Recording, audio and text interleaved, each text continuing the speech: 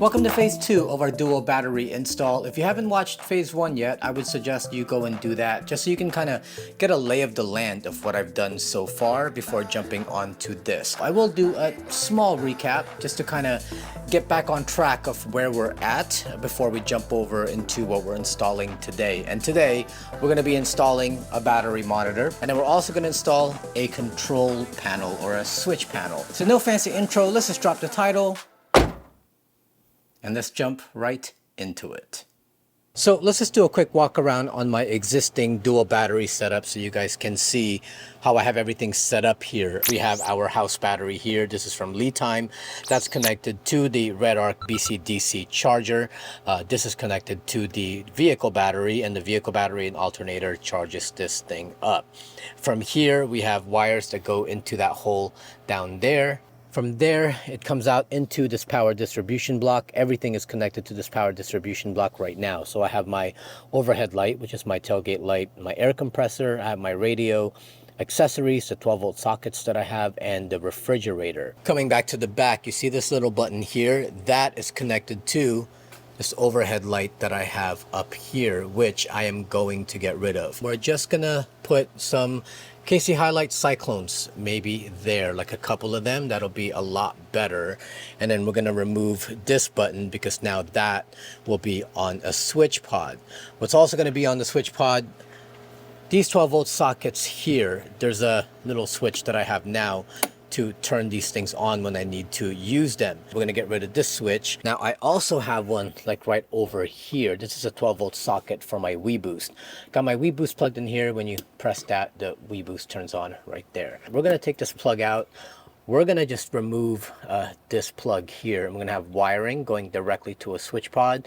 So when I need to turn on the Wii Boost, that'll be on a switch pod as well. All right, in case you weren't able to kind of follow where all those wires were going, let me go ahead and diagram it for you. So vehicle battery obviously is being charged by the alternator when the vehicle is in motion. In the back, I got my secondary battery, and then what connects the two is the heart of the system, the Redarc BC-DC 1225D. When the vehicle is in motion or if it's running, then the regular battery is charging up my secondary battery using the BC-DC. I also have solar. That's also attached to the BC-DC. That way when the vehicle's not in motion and there's ample sunshine, then solar panel will charge up the secondary battery as well. The BC-DC also has what they call green priority, so that even when the vehicle is in motion, the BC-DC can still take in some solar at the same time, so you're not drawing too much from the original battery. Now off my vehicle's battery, I have a switch pod installed on that, and on that switch pod, that's where all my off-road lights are connected to. Basically, I have to turn the vehicle on in order for me to activate any of those lights, which I don't mind because the only time I use off-road lights are when the vehicle is in motion anyway, like when we're night wheeling or whatever, except for rock lights and roof lights. Rock lights and roof lights are the kind of lights that I like to have on at camp, and what I've hated doing so far is when we get to camp, I have to put the key in the ignition, turn it a little bit just so that I can turn on my roof lights and my rock lights. For now, put a pin in that, but just remember it because we're gonna circle right back to it again later so I can show you how I'm solving that little dilemma. Now from the starter battery, I have two very large gauge wires coming out of it, a positive and a negative, and those run into the vehicle. The positive goes to the BC-DC, and then from the BC-DC, that goes to the positive terminal of my secondary battery. The negative wire, however, that goes to a terminal post, and that's where I ground everything. Everything that's on the system basically gets grounded to that, because that goes right back to the starter battery, and that starter battery is grounded somewhere on the vehicle in a good spot. So having that be basically an extension of that ground is like the perfect spot for it, because you know it's going right back to a really solid ground. In a nutshell, that is my dual battery setup. So let's take away the parts that we're not going to be messing with today. Let's get rid of the switch pod. Let's get rid of the solar. Let's get rid of the first battery as well. We don't need that. Let's just focus on the secondary battery that I have. So right now, this secondary battery is attached to a distribution block. All these things that are plugged to the distribution block, some of them have switches, like the tailgate light has a switch, the 12-volt sockets has a switch, so I turn that on to activate those 12-volt switches, and I have just kind of switches everywhere in the vehicle, and you kind of have to remember where each switch is. So what we're going to be doing today is we're going to be installing a switch pod to this system. And in that switch pod, it's a pretty easy install. You have basically your distribution block that comes with a switch pod that gets hooked up, and then from there one goes to the positive of the battery, the other one goes to the negative of the battery, and then from there there's another lead that goes to the actual control panel, and you can mount that wherever you want.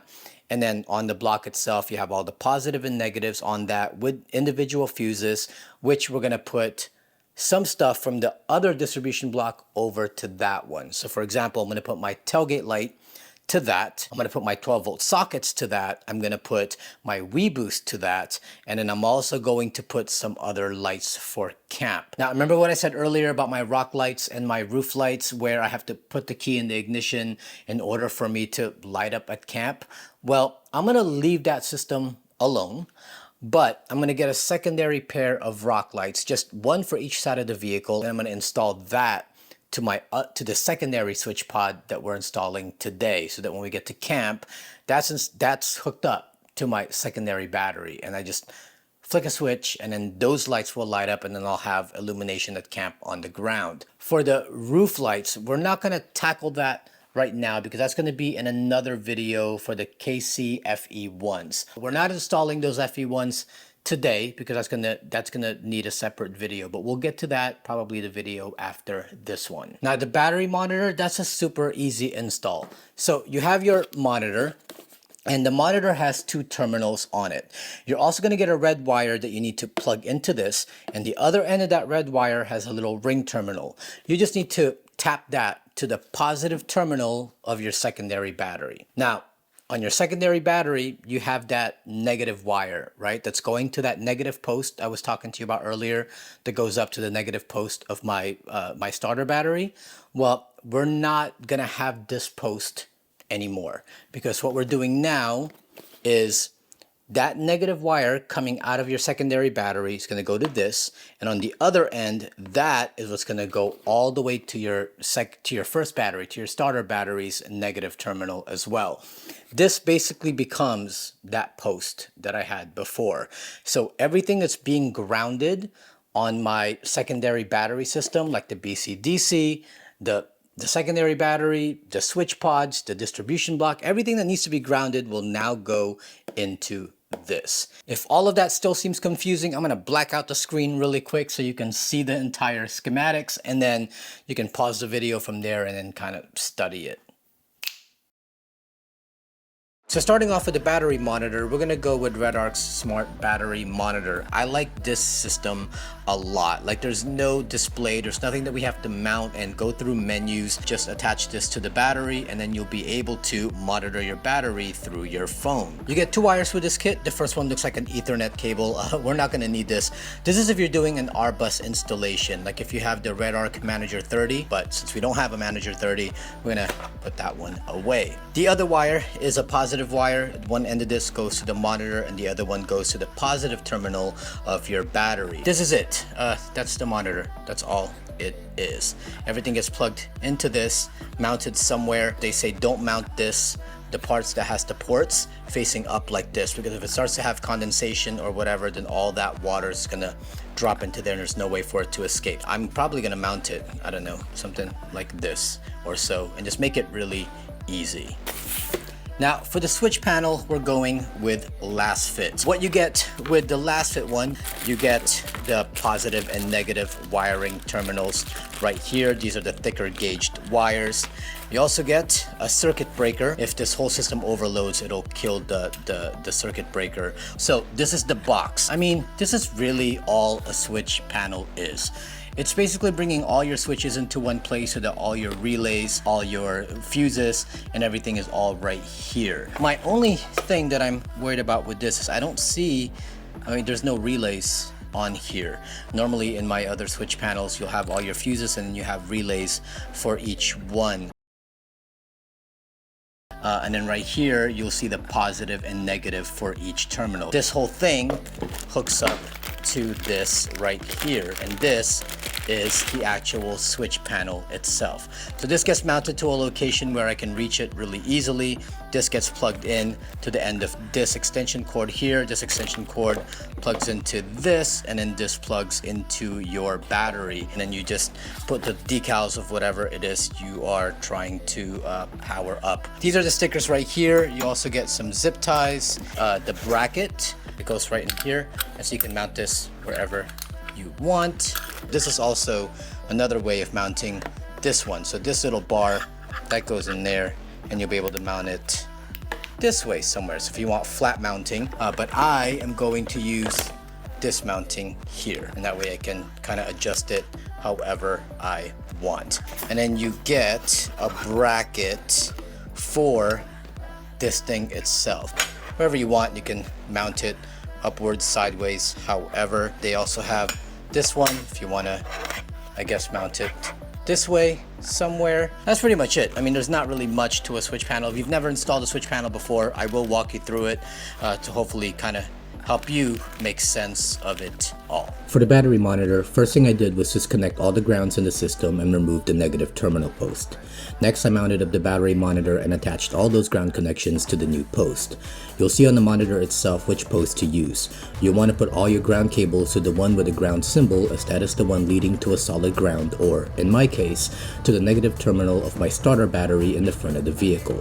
On the other side of the monitor, I connected the ground cable that goes to my secondary battery. Then finally, I just need to connect the power cable with one end being plugged into the battery monitor and the other one being attached to the positive post of my secondary battery. So now that we have the battery monitor hooked up, I want to walk you through the apps to show you how to program and configure your battery monitor so you can start monitoring your battery. You are going to need to download 2 apps, and I will say that I hope one day Redarc kind of consolidates both apps together into one. It'll just make it that much easier, but as of right now, you do need to download 2 apps. So the first one you need to download is the Redarc Red Vision Configurator app. That's what's going to help you configure the equipment that you're putting on your vehicle. The second one is the Redarc Red Vision app, and that's the app that you use to do the actual monitoring. Now, once you have both apps downloaded, go to your battery monitor and make sure that the light is blinking, because that tells you that it's in pairing mode. If it's not in pairing mode anymore, just press the control button for about half a second to 3 seconds until the light starts blinking again. Once you're back into pairing mode, go ahead and open the Red Vision Configurator app, and it should automatically already show up on the app if it's in pairing mode. Then what we're going to want to do first is go to unit preferences and change that to Fahrenheit. I mean, if you want to keep it in Celsius, then definitely do that. But I read everything in Fahrenheit. So go to Fahrenheit, click save. Now, once you have your unit preferences set, go and click your battery monitor, and you'll see a menu of things that you're going to need to change. So first off, we're going to change the battery type. Mine is lithium, so we're going to keep it at that. And then you want to change your battery size to whatever your battery size is. And mine is 100 amp hours, which is set already. And then also max charge current, 30 amps. Then you also have some alarms. You have low SOC alarm and low voltage alarm. I'm just going to leave those alone. That's if you, depending on how you want this thing to kind of alarm you, right? So for me right now, low voltage alarm, if it dips below 11.5 volts, it'll kind of let me know that, you know, we're kind of running low here. So once you have all that set, go ahead and click save, and then go ahead and hit program. Now it's going to go ahead and program it for you. Just wait for that to finish. And once you have it configured, go ahead and exit out of that app, open the Red Vision app, and then go to the side where the menu is, click the plus button, and then go ahead and choose your battery monitor. Once you click on that, it should show you the status of your battery at that point. Now, here's the thing, because it confused me at first too, so I want to make sure you guys know. When you first open this thing, it's probably going to show 0%, and you know that there's probably life in your battery, and you're wondering why it's 0. It's showing like nothing's going in or out. Your battery has to be fully charged in order for this to calibrate. So you're gonna see 0 unless your battery is already fully charged. But go ahead and just drive the vehicle around or whatever. Get your battery back to 100%. Once it's at 100%, it will calibrate, and then at that point, it will show you the status of your battery like to the T. And I'm telling you right now, it is so damn accurate. Like as of this moment, I have 84%, less than 28 days for whatever it is that I'm running in the vehicle, which is just a fridge and a couple of LED lights for my for the switch pod. I have 0.1 amps coming out of the battery, and it's running at 13.3 volts at 78 degrees Fahrenheit. But that's basically how you set up the monitor. Now let's go ahead and install the switch pod.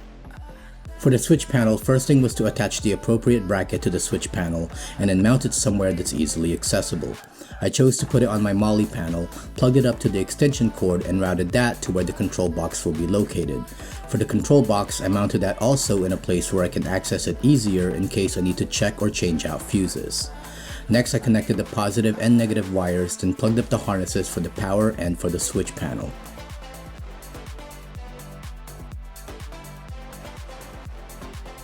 For the circuit breaker, I mounted it under the lid of my dual battery compartment, making sure it clears all components. One end goes to the control box and the other end goes to the positive terminal of my secondary battery. The negative wire just goes to our negative terminal post on the battery monitor. From here, I can now start mounting all the accessories I want. All I needed to do was route their positive and negative wires to the control box and plug them into the proper terminals. I'm using very low amperage products here, so there's no need to incorporate any relays. I would suggest though, if you're going to power some high amperage stuff, maybe get a switch panel with relays built in or incorporate individual relays to this system.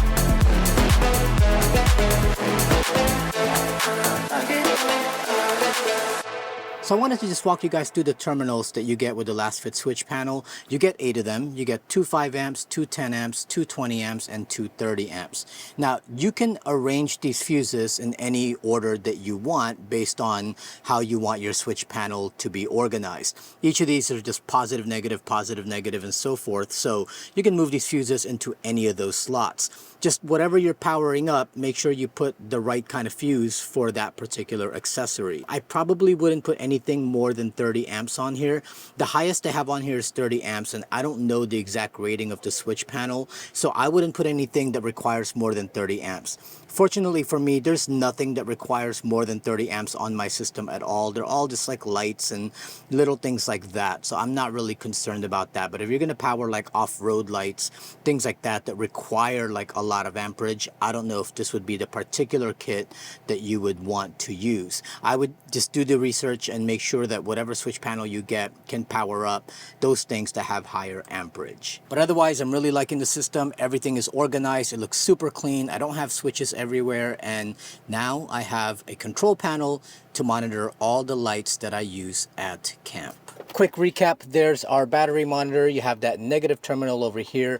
That comes out and goes to the negative post of this battery, and that's it. Nothing else will get grounded to this area. It makes it look really clean because everything is now being grounded right there. This entire system, all the negative posts are all going there, and then this thick wire, that goes to the negative post of our starter battery, which is grounded in a great spot. So this has become a really good ground. Coming out of this also, you'll see this positive wire right here, and that is what this is right there. That's what helps you monitor this battery and how much capacity is left. For the switch pod, here's the switch pod. That positive wire coming out of the switch pod, that comes out right here, and that goes to a circuit breaker, which then comes down to the positive post of this battery. The black wire that's over there, the negative wire, that comes in, and that's grounded right there as well. And then from there you have two harnesses right here. So this one that has all the different wires on it, that gets led down and then comes up to our switch panel right there. Now this other one though, let me show you what I've done from the other side. So this red wire here, this is the power wire that basically turns on the entire switch panel. Normally you would tap this into your ACC fuse in your fuse box so that when you turn your ignition on, the switch pod turns on and basically that lights up. But like I said, I didn't want to have to put my key in the ignition for me to utilize these switches. So instead I ended up just routing this down and into my distribution block, and it's right there. That just means though that this whole system is always on. So that is always lit up basically. But because I have a dual battery setup and this is not taking up a lot of power at all, I can afford to leave this entire system on pretty much all day, all the time.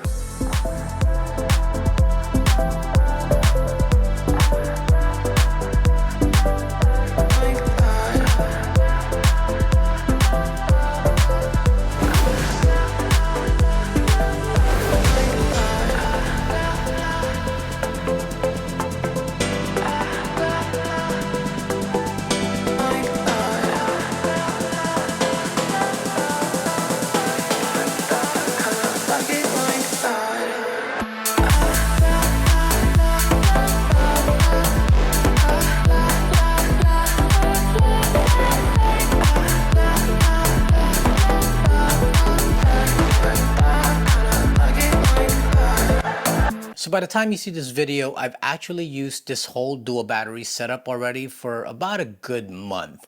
And I'm telling you right now that it is one of those things that I honestly wish I did so much earlier. I have everything I need at camp to power my adventures for days. I have left my fridge on in the vehicle every day. 24 hours a day. I've never had to turn off the fridge. It's always running and it has never drained my battery, not even once, because usually the solar will keep it topped off, or when I'm moving, it's charging it back up. It's also been great with the lights. Like now we go to camp and I just flick a couple of switches on and we have illumination without me having to bring out flashlights and a whole bunch of lanterns. It's just everything is so self-contained. Now, me personally, I'm probably not going to grow this dual battery setup any more than it is. I'm happy with the way that it is. It's simple, easy to manage. I mean, there's a lot of stuff you can put on a dual battery. You can throw an entire kitchen sink at it and have a whole bunch of stuff, but I like it the way it is. The only thing that I might do to this later is add an inverter in case we bring anything to camp that requires like an AC plug. But in all the years that I've gone out, I've never really brought anything that needed AC power. You might, but I've just never needed it. So it's not really on the top of the priority list for me. Now I know this video was long, but there was a lot that we needed to cover, but trust me, if you just kind of follow these things, you can do it. Don't feel daunted by all the stuff that's going on. If you just plan it out, take your time, make sure all your connections are good, and by the end of the weekend, be a weekend project, you'll have a dual battery setup, and I can guarantee you, you will not regret it. If you enjoyed this video, if you found it useful, if you found it educational, please make sure you don't smash, attach a dual battery to that like button so that it doesn't kill the existing like button. Subscribe to our channel, click that notification bell so we can let you be aware of new videos when they come out. And if it moves you, support us on Patreon. It gives you access to all of our live streams, and it also gives you access to all of our videos before everyone else. And as always, don't forget to follow us on Instagram at... Actually, I just changed my Instagram because we're making a kind of a transition this year. So make sure to follow us on Instagram at Beast of Burden 4601. My name is Asia Sampson, and I will see you next time.